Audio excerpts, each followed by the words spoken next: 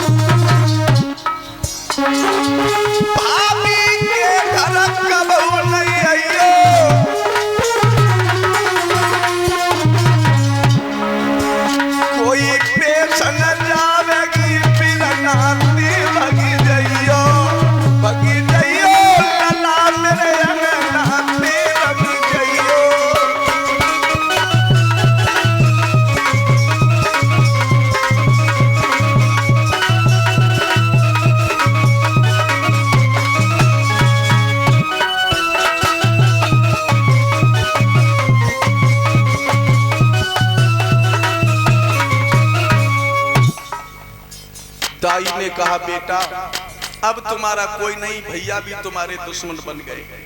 पिता अगर होते तो तुम्हारी धीर रखते, मैया होती तो तुम्हें लाड़ लड़ाती। और ये हमारे श्रीमान विजय यादव जो ढकपुरा से आए हुए हैं, 101 रुपए से हमें हार पहना कर भी सम्मान कर रहे हैं। ध्यान रखना, जो माता पिता को नहीं गठानते हैं, दांत गए तो स्वाद गया, दांत गए तो स्वाद गया, आंख गई तो संसार गया, और माँ बाप गए तो आराम गया। माँ बाप की छत्र छाया में सब कुछ कर सकते हो, और माँ बाप गुजर जाते हैं तो याद कब आती है? जब मैया गुजर जाती है। याद पिछड़े यार की आती है हवा खाने के रोज।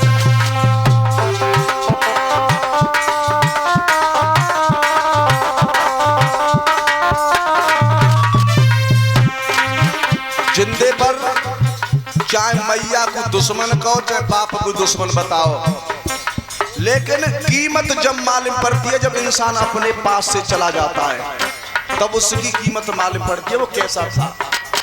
अपना जो खास मित्र होता है उसकी याद कब आती है? जब परदेशों में। याद पिछड़े यार की आती है हवा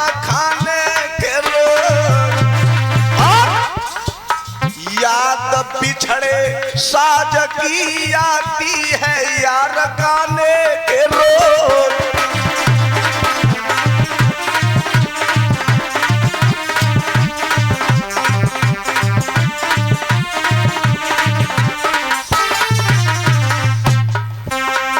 याद मंडल साज जो बजाता है तो साज वालों की याद जब आती है कि कहीं फंस जाते हैं साज जब गाते हैं कि आज अगर वो कलाकार होता तब याद आएगी। याद अपने भ्रात की कोई दुश्मन के मताने रोज।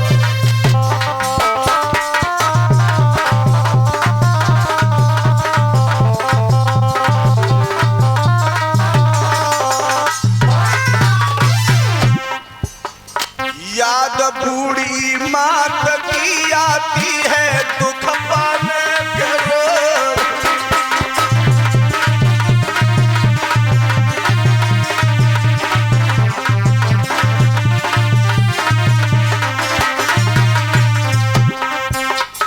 याद अपनी मैया की कब आती है जब भैया सताते हैं भाभी सताती है और जब दुख मिलता है तो मैया की याद आती है।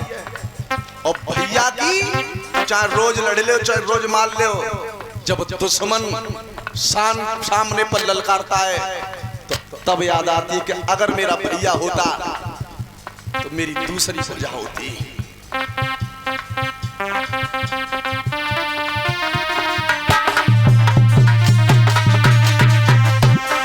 ओ मेरे पूज्य गुरु अवधेश कलयुग की नई अनुकंपा है। ओ मेरे पूज्य गुरु अवधेश कलयुग में नई अनुकंपा है।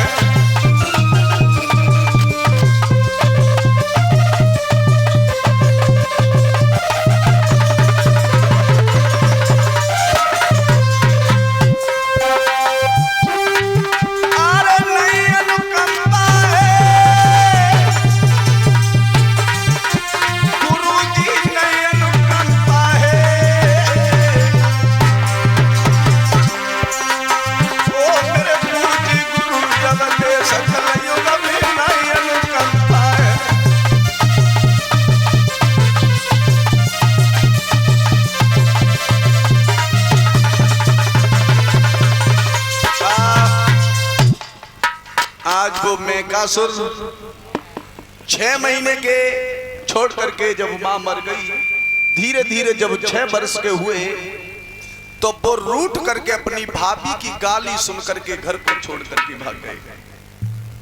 एक बियाबान जंगल में गए, वृक्ष के नीचे भूखे प्यासे सो गए और जब सो गए तो इसी रास्ता से एक महात्मा जी आए। महात्मा कहने लगे, ओए कौन सो रहा है? शाम का वक्त हो गया, क्या किसी ने घर से फटकार दिया है तुझे या किसी ने तुझे मारा है? मेकासुर जगे, कौन है? प्रणाम बेटा, आप क्यों सो रहे हो? शाम का वक्त हो गया, आपको कहां जाना है? बोले महात्मा जी मेरा कोई नहीं है, मेरा कोई नहीं है, मैं अचलपुर का रहने वाला हूं, उत्तर खेरा के पास। बेटा मां नहीं आपकी, पिता नहीं है? नहीं बाबा, मेरे पिता तो तीर्थ यात्रा के लिए चले गए, मेरी मैया छोड़ करके मुझे मर गई। तो जब मैं छोटा था तो मेरी मैया ने मुझे भाभी के हाथों में दिया था। आज वही भाभी करुए शब्द बोल रही थी, ध्यान रखना। बोली गोली ती बुरी जात कले जो चीरी,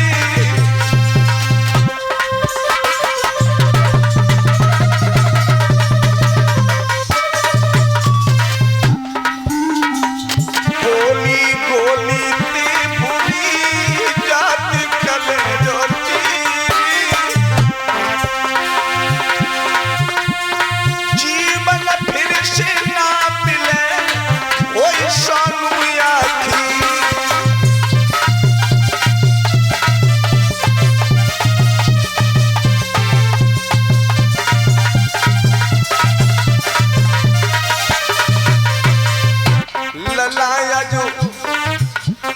कन्हैया जो उन चरण में गिरी गए जग पे जल की धार कन्हैया।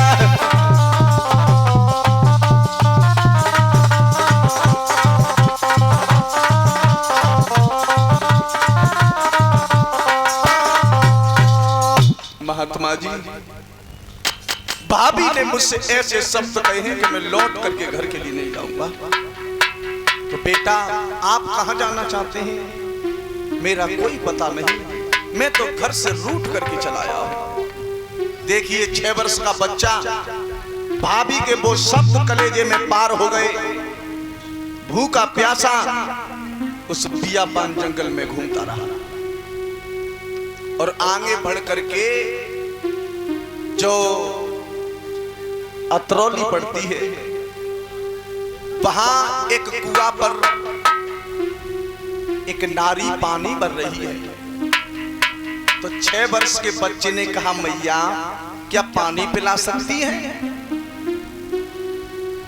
तो वो बूढ़ी मैया कहने लगी, लाला तेरे मैया को नाम क्या है? तेरे पिता को नाम क्या है? कहां से आए हो है? मैं कासू कहने लगी, मैया बारे पे मोई छोड़ी, अरे कोई मरी गई मेरी महतारी रे।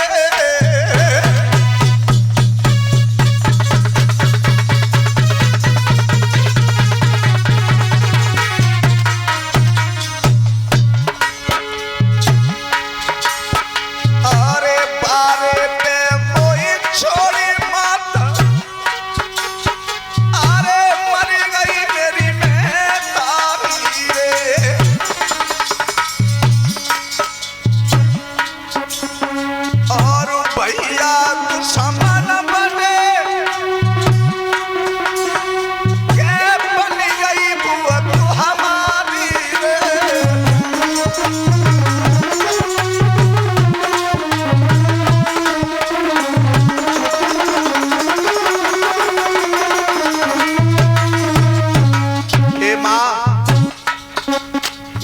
कोई नहीं है, मुझे 6 महीने का छोड़ करके मेरी माँ खत्म हो गई।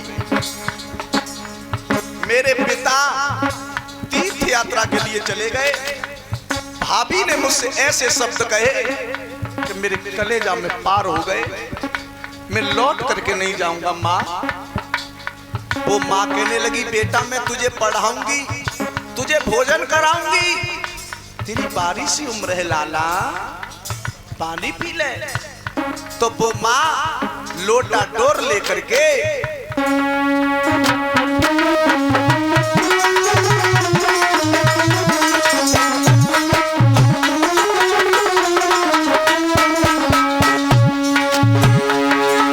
लला मेरे काय रोवे, कन्हैया काय रोवे, तो तू मिलूंगी लला बनाई, कन्हैया काय रोवे।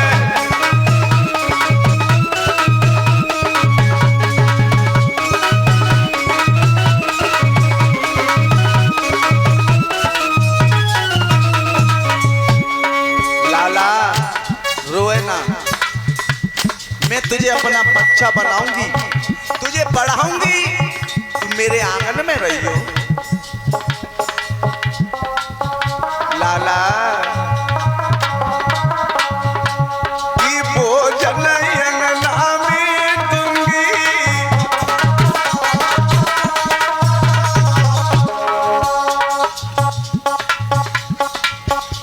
की भोजन आंगन में दूंगी,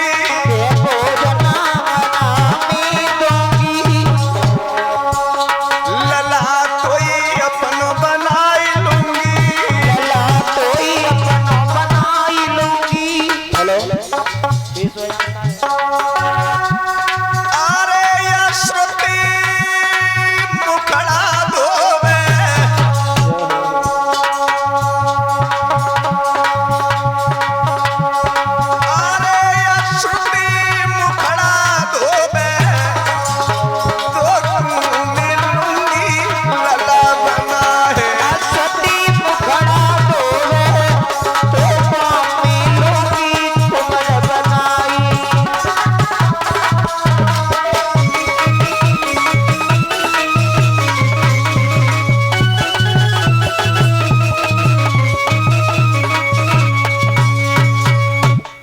बेटा पानी पी ले, और तू आज के बाद मैं तेरी धर्म की माँ, तू मेरा बेटा। देखिए इसे कहते हैं माँ की ममता। जिसका कोई नहीं था उस माँ ने उसे अपना लिया। और इसी के बीच हमें हार पहना करके सम्मान गए। और ये हमारे श्रीमान बड़े भ्राता राम नरेश यादव जी हमें 101 रुपए से हार पहना करके सम्मान कर रहे हैं। और श्रीमान दिगंबर सिंह के सुपुत्र संदीप यादव हमें 101 रुपए से हार पहना करके सम्मान कर रहे हैं। इनके लिए 2 शब्द। अरे संदीप यादव की जबरनी है ये तुझसे कभी गया, और पवित्र कमाई मेरे धीरन ने मेरे बाजा पे जो की दया।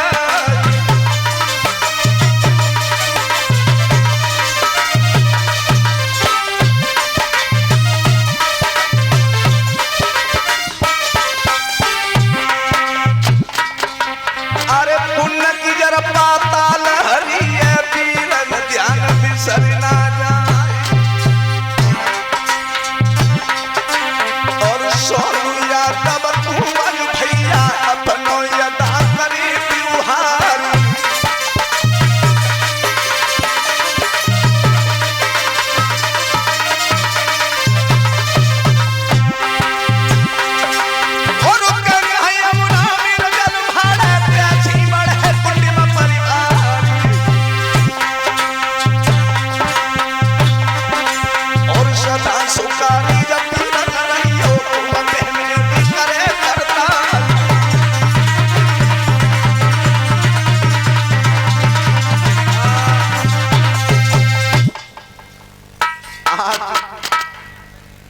उसका नाम था लला मोनू, जिस पनिहार ने उस बेटा को गोद रखा। क्या नाम था? गागी। गागी। गागी ने उस बेटा को अपने गोद रख लिया, उसे पढ़ाने लगी, उसे भोजन कराने लगी। ये भी भेद नहीं रहा कि ये मेरा है कि किसी और का। जब मेकासुर धीरे धीरे सियाने भये तो बोले मैया अब पढ़ाई ना करेंगे, लेकिन हमारे लिए गैया मंगवा दे तो गैया चराए में जा करेंगे, हम दूध पीएंगे। मेकासुर बाबा ने उन्होंने गैया मंगवाई, गैया चराने लगे। एक दिन भाटों ने कहा ओए कहां का रहने वाला है?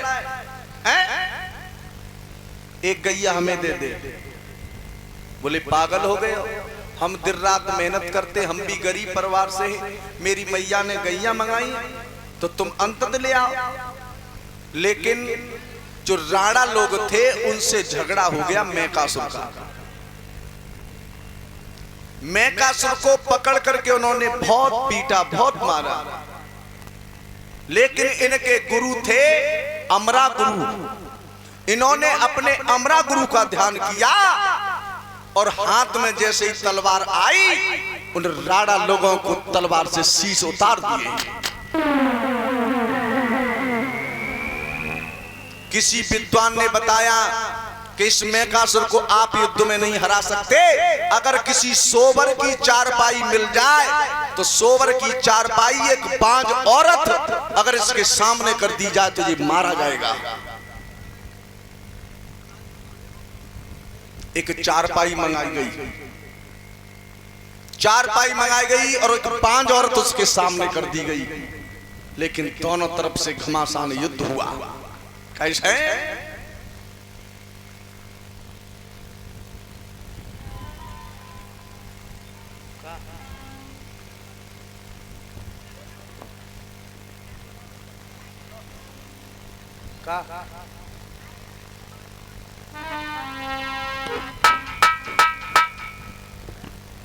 तुम गांगी अम्मा है रहिएगा।